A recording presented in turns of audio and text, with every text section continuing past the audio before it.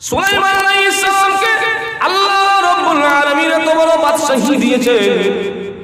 এত বড় বাদশাহী পাওয়ার পর সুলাইমানের ভিতরে কোনো অহংকার নাই। সুলাইমান এই রাষ্ট্রটাকে পরিচালনা করে সুন্দরভাবে, মানুষের বিচার করে, জিনজাতির বিচার করে, পশু পাখির বিচার করে, প্রত্যেকটা মাখলুকের বিচার সুন্দরভাবে উনি পরিচালনা করে।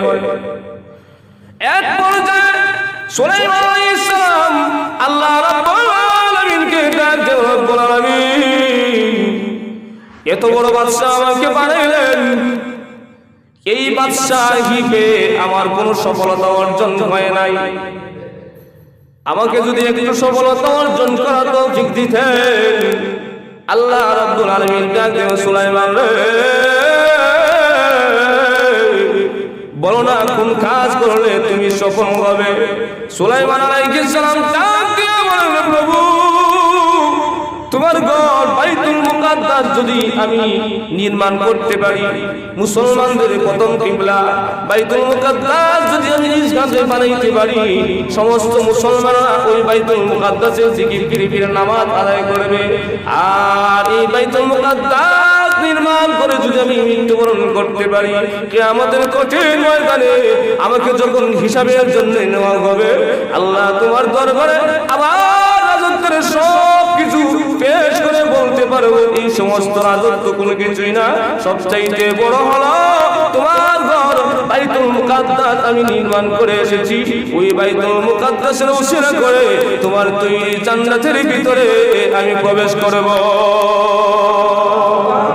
কারণ আল্লাহ রাসূল হাদিসের মধ্যে বলেন, মান বানা লিল্লাহি মাসজিদান বানাল্লাহু বাইতান ফিল জান্নাহ, যেই ব্যক্তি আল্লাহ সন্তুষ্টির জন্য মসজিদ বানায়, আল্লাহ তার জন্য জান্নাতে ঘর তৈরি করে। সুলাইমান আলাইহিস সালামের এত বড় বাদশাহী, এগুলো ভাই আমার সফলতা অর্জন হয় নাই। যদি আপনার ঘরটা আমি নির্মাণ করতে পারি, এই সুযোগটা যদি আমার মুসলমান ভাইরা, আল্লাহ রাব্বুল আলামিন হুকুম দিয়ে সুলাইমান, যাও যাও, আমি আল্লাহ তোমাকে হুকুম দিয়ে দিয়েছি, আমার ঘর বাইতুল মুকাদ্দাস তুমি নির্মাণ করো। সুলাইমান আলাইহিস সালাম বাইতুল মুকাদ্দাস নির্মাণ করবেন। তদানীন্তন সময়ে সমস্ত জিনদেরকে ডাক দিলেন, আহ্বান করলেন। জিনদেরকে ডাক দিয়ে বলেন, এ জিনের দলেরা, আল্লাহ রাব্বুল আলামিনের কাছ থেকে পারমিশন নিয়েছি, আল্লাহর ঘর বাইতুল মুকাদ্দাস নির্মাণ করব। আমি গোলাম মিস্ত্রি, আর তোমরা সমস্ত জিনজাতেরা হলো যুগালি। আমি তাকায় তাকায় দেখবো, যেইভাবে বলবো, যেই নকশা এঁকে দিব, এইভাবে তোমরা কাজ করবে। আল্লাহর পবিত্র ঘর বাইতুল মুকাদ্দাস তোমরা নির্মাণ করবে। সুলাইমান আলাইহিস সালাম যখন জিনদেরকে হুকুম দিয়ে দিয়েছেন, ওই জিন পরিরা দৌড় দিয়েছে বড় বড় পাহাড় হইতে, সাগরের তলদেশ হইতে। ওই জিনের দলেরা বড় বড় পাথর এনে, বড় বড় স্বর্ণের টুকরা এনে, মণিমুক্তা হীরাগুলো এনে বাইতুল মুকাদ্দাস আস্তে আস্তে নির্মাণ করতেছে। সুলাইমান আলাইহিস সালাম তাবেদারি করে তদন্ত করে কিভাবে নির্মাণ করা হবে। এইভাবে যখন বাইতুল মুকাদ্দাস নির্মাণ করা শুরু করেছে, এক পর্যায়ে দেখা যায় 3 ভাগের 2 ভাগ নির্মাণ কমপ্লিট হয়ে গেছে। হঠাৎ করে একদিন সুলাইমান আলাইহিস সালাম বাইতুল মুকাদ্দাসের সামনে দাঁড়ায় আছে, হাতের মধ্যে একটা লাঠি বর্দিয়া। আর জিনের দলেরা সুলাইমান আলাইহিস সালামকে দেখে দেখে ভয় পেয়ে সুলাইমান আলাইহিস সালামকে সামনে পাইলে জিনের দলেরা বাঘের মতো ভয় পাইত। সুলাইমান পয়গম্বর সামনে আছে, ঠ্যাংবে গেলে গো, তাই জিনের দলেরা সুন্দরভাবে বাইতুল মুকাদ্দাস বানানোর কাজ করতেছে। হঠাৎ করে একজন ব্যক্তি সুলাইমান আলাইহিস সালামের কাছে সামনে এসে হাজির হয়ে ডাক দিয়ে, আসসালাতু আসসালামু আলাইকা ইয়া রাসূলুল্লাহ, ও আল্লাহর পয়গম্বর আপনি সালাম গ্রহণ করুন। সুলাইমান আলাইহিস সালাম তাকায় দেখে এমন একজন ব্যক্তি সামনে এসে হাজির হয়ে গেছে। আমার রাজত্বের ভিতরে জিন্দেগিতে এমন কোন ব্যক্তির চেহারা আমার চোখে পড়ে না। সুলাইমান আলাইহিস সালাম ডাক দিয়ে বলে, এ আগন্তুক, কোথায় তোমার বাড়ি, কোথায় তোমার ঘর, কোথায় থেকে তুমি আসছো? আমার রাজত্বের ভিতরে সমস্ত মানুষের চেহারা তো আমার চিনা, এইরকম চেহারার অধিকারী মানুষ তো আমি জিন্দেগিতে কোনোদিন দেখি নাই। ওই আগন্তুক ডাক দিয়ে বলে, আল্লাহর নবী সুলাইমান, আমি একজন ব্যক্তি আপনার সামনে হাজির হয়ে গেছি, আমার পরিচয় পাওয়ার পরে দুনিয়ার কোন মাখলুক আর দুনিয়ায় বেঁচে থাকে না।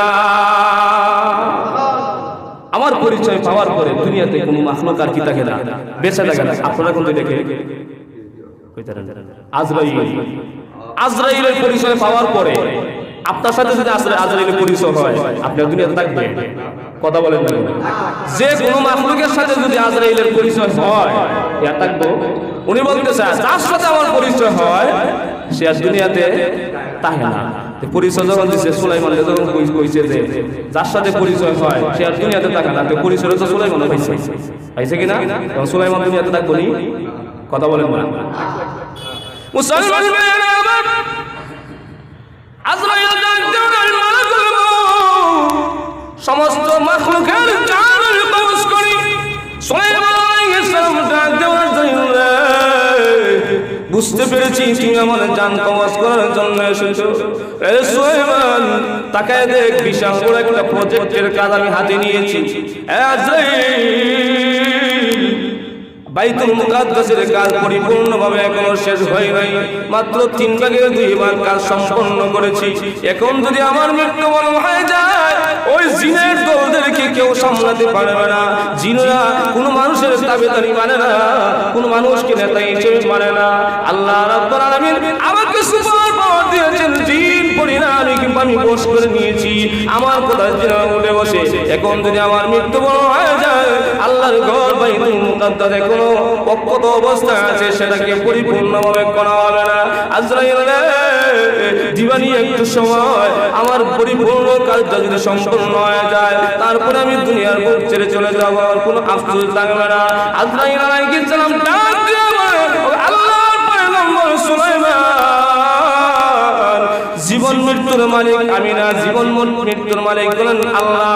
আমার সময় এসেছে জান কবজ করার জন্য আল্লাহ আমাকে পাঠাচ্ছেন, আমি জান কবজ করতে এসেছি। আয়াত যদি বাড়াইতে হয় আমার কাছে ক্ষমতা নাই, আল্লাহর কাছে বলে দেখেন, আল্লাহ যদি আপনাকে বাড়ায় দেন তাহলে আমার কোনো সমস্যা নাই। সুলাইমান আলাইহিস সালাম আল্লাহর কাছে ডাক দেওয়া, প্রভু বাইতুল মুকাদ্দাসের কাজ আমি শুরু করেছি, 2 ভাগ হয়ে গেছে, আর 1 ভাগ বাকি রয়েছে। আজরাইল এসেছে মানে জান কবজ করার জন্য। প্রভু গো, এখন যদি আমার মৃত্যু হয়ে যায়, বাকি 1 ভাগ কাজ কিন্তু অক্ষত অবস্থায় থাকবে, এটা পূরণ হবে না। ওগো প্রভু, যদি একটু সময় দিতেন, ওই কাজটা পুরো করে আমি মৃত্যুবরণ করতাম। আল্লাহ রাব্বুল আলামিন সুলাইমান, আমি আল্লাহ রাব্বুল আলামিন যার জন্য যত মৃত্যুর যত দিন তারিখ ঠিক করে দিয়েছি, হায়াত যত নির্ধারণ করে দিয়েছি, ওই সময় অনুযায়ী হায়াত থাকবে, এই দিন অনুযায়ী তার মৃত্যু হয়ে যাবে। আমি আল্লাহ রাব্বুল আলামিনের নির্ধারণ করা সময়সীমা থেকে একটা দিনের জন্য তোমার হায়াত বাড়ানো হবে না। আল্লাহ তাআলা কোরআনে বলেন, আইনামা তাকুনু ইউদরিকুমুল মাউতু ওয়ালাউ কুনতুম ফি বুরুজিন মুশাইয়াদা।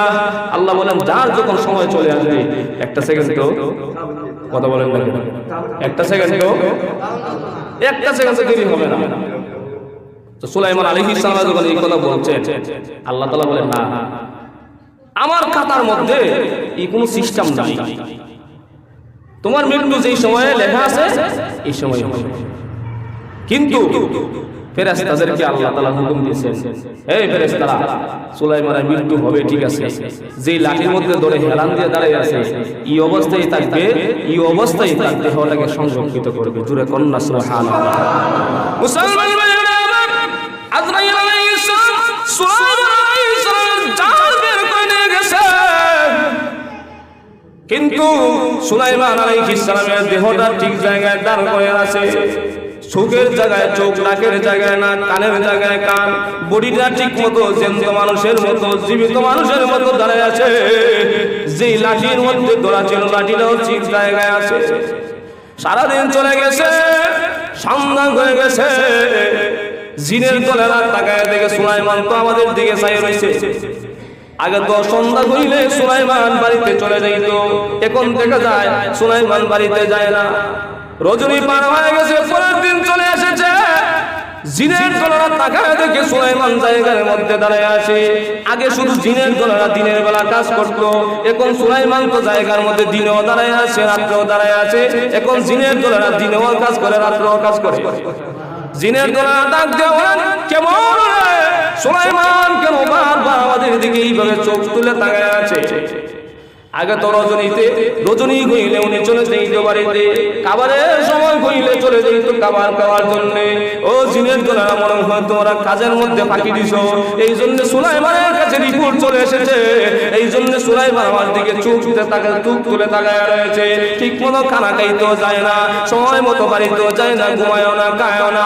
জিনের দলেরা ডাক দেওয়া, তাহলে আমার খাবার খাইব কোন সময়? ও জিনের লিডাররা ডাক দেওয়া, যেইভাবে দাঁড়ায় রয়েছে, ঠ্যাং ভেঙে দেবো বাড়ি বাইরা, খাওয়া টাওয়া সব মাস সব কিছু বন্ধ, ঘুম বন্ধ, খাওয়া হবে না, ঘুম হবে না, ঠিক মতো কাজ করতে থাকো। এইভাবে কাজ করতে করতে এক পর্যায়ে বাইতুল মুকাদ্দাসের কাজ কমপ্লিট হয়ে গেছে। আল্লাহ রাব্বুল আলামিন হঠাৎ করে সুলাইমান আলাইহিস সালামের বডিটা জমিনের মধ্যে পালাইয়া দিছে। মুসলমান ভাইয়েরা আমার, যেই মাত্র সুলাইমান আলাইহিস সালামের বডিটা জমিনের মধ্যে পড়ে গেছে, জিনের দলেরা দৌড় দিয়ে চলে এসেছে। তাকায় দেখে সুলাইমানের বডিটা জমিনে পড়ে গেছে, আর নড়ে চলে না। জিনের মধ্যে যে ডাক্তারগুলো ছিল বিশেষজ্ঞ, ওই ডাক্তারদেরকে আনা হয়েছে। ডাক্তাররা চেক করে গেছে, আজকে অনেক দিন হয়ে গেছে। কিতাবের মধ্যে উল্লেখ করা হয়েছে, কোন বর্ণনায় লেখা হয়েছে সুলাইমান আলাইহিস সালাম 6 মাস পূর্বে মারা গেছে। কোন বর্ণনায় 1 বছর পর্যন্ত ধরা হয়েছে। 1 বছর পর্যন্ত, 1 বছর আগে সুলাইমান মারা গেছে। আল্লাহ রাব্বুল আলামিন একটা লাঠির উপরে হেলান দিয়ে সুলাইমানের লাশটা রেখেছেন, আর ওই পোকাকে হুকুম দিয়েছেন, ওই পোকার দ্বারা আস্তে আস্তে ওই লাঠিটা খাইবা, কাঠটা খাইবা, বাইতুল মুকাদ্দাসের কাজ শেষ হবে আর লাঠি খাওয়া শেষ হবে। ওই মুহূর্তে সুলাইমানের লাশ জমিনের মধ্যে পড়ে যাবে। জিনের দলের তাকায় দেখে 1 বছর আগে মারা গেছে, ওই বুকা খাইতে খাইতে 1 বছর হইছে, এখন সুলাইমানের লাশ পড়ছে। আর যে কাজ করছে, খাওয়া দাওয়া চাইরা দিনে রাইতে এমন কাজ করা করছে। আল্লাহ রাব্বুল আলামিন সুলাইমান আলাইহিস সালামের মাধ্যমে বাইতুল মুকাদ্দাস পরিপূর্ণ করলেন। করার পরে ইহুদি বেঈমানরা বলছিলাম না, তার বিভিন্ন সমাজ জমিনের মধ্যে ফাসাদ সৃষ্টি করেছে। এই ফাসাদ সৃষ্টি হওয়ার কারণে আল্লাহ রাব্বুল আলামিন বিভিন্ন সময়ে বিভিন্ন দল, বিভিন্ন নেতাদেরকে তাদের উপরে চাপাই দিয়েছে। এর মধ্যে একটা হলো বুখতে নসর। নাম কি? জোরে কথা বলেন, নাম কি? বুখতে নসর। ওই বুখতে নসর তাদের উপরে যখন আক্রমণ চালালো, 700 বছর রাজত্ব কায়েম করেছে। 700 বছর রাজত্ব কায়েম করলো, তাদেরকে ইচ্ছামতো মারলো।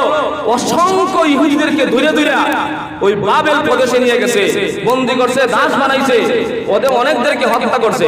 ওই সময়ে ওই যে বাইতুল মুকাদ্দাস সুলাইমান আলাইহিস সালামে স্বর্ণ রূপা হীরা মুক্তা খচিত দিয়া বানাইছিল সুন্দর করে, ওই বুখতে নসর 1,70,000 গাড়ি বহন কইরা এই স্বর্ণ মুদ্রা, হীরা মুক্তা সবগুলো নিয়ে গেছে বাবেল।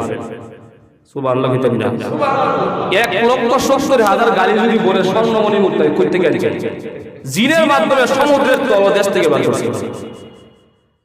আল্লাহ রাব্বুল আলামিন ইরানের এক বাদশা আবার নাজিল করে দিয়েছেন, ক্ষমতার অধিকারী বানাইছেন। ইরানের বাদশা ওই বুখতে নসরের সাথে যুদ্ধ করে আবার ওই সমস্ত মালামালগুলো আবার বাইতুল মুকাদ্দাসে পৌঁছে দিয়েছেন।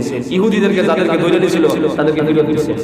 আবার যখন ইহুদি বেঈমানরা হটকারিতা শুরু করলো, আল্লাহর নাফরমানি শুরু করছে, আল্লাহ রাব্বুল আলামিন আরেকটা নেতা, আরেকটা বাদশা, রুম সম্রাটকে তাদের উপরে চড়াও করে দিলেন। রুম সম্রাট তাদের উপরে আক্রমণ চালাইয়া ইহুদি বেঈমানদেরকে মারলো। বাইতুল মুকাদ্দাসের যে স্বর্ণ অলংকার আদি আছে, এটাও 1,70,000 বাহন দিয়া আবার রুমের গির্জার মধ্যে স্বর্ণ অলংকার গুলা সংরক্ষিত করে রাখছে। বর্তমান পর্যন্ত, এখন পর্যন্ত ওই রুমের মন্দিরের মধ্যে, স্বর্ণ মন্দিরে কত অবস্থা আছে। কিতাবের মধ্যে উল্লেখ করা হয়েছে, ইমাম মাহদী যখন আসবেন, উনি যাইয়া তাদের সাথে যুদ্ধ করে ওই সমস্ত স্বর্ণ অলংকার গুলা 1,70,000 নৌকা দিয়া আবার বাইতুল মুকাদ্দাসে পৌঁছাবেন। জোরে কন্যা সুবহানাল্লাহ। আবার শুনলাম তো বাইতুল মুকাদ্দাসের ইতিহাস। এই জন্য হটকারিতা করা যাবে না। আমরা শিখলাম ইহুদি বেঈমানরা হটকারিতা করার কারণে, আল্লাহর নাফরমানি করার কারণে নিজেরা তো মরছি, সাথে অন্যদেরকে মারছে। এই জন্য আযাব আসলে যাদের উপরে আসে সে একলা মরে না, সাথে আরো 10 জনের নিয়ে মরে। এই জন্য এলাকার মধ্যে নাফরমানি হইলে গজব যদি আসে, যার উপরে আসে সে একা মরে না, আরো 10 জনের নিয়ে মরে।